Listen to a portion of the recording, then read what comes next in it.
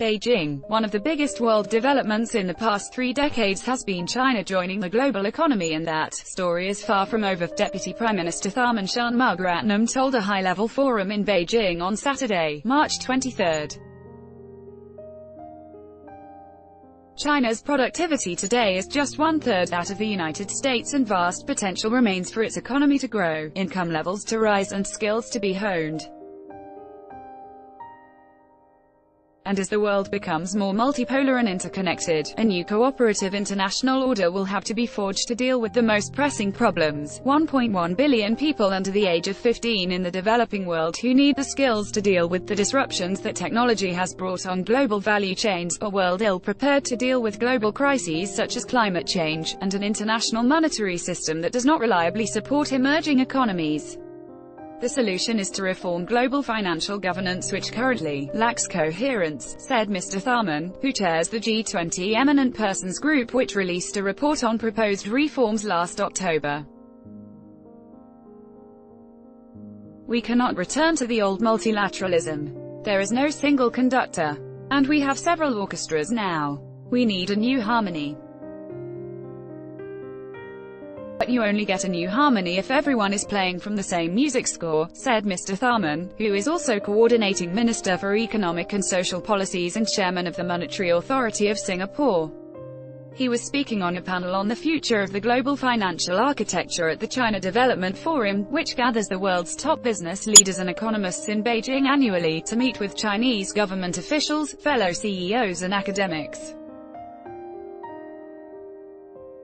A new, cooperative international order will have to emerge, and it will require a new relationship between the United States, China and other leading powers, said Mr. Tharman, one which involves a sharing of responsibilities and an updating of rules that enables China to take greater responsibility in maintaining an open world order.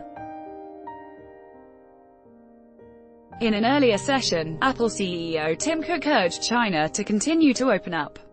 We see this as essential.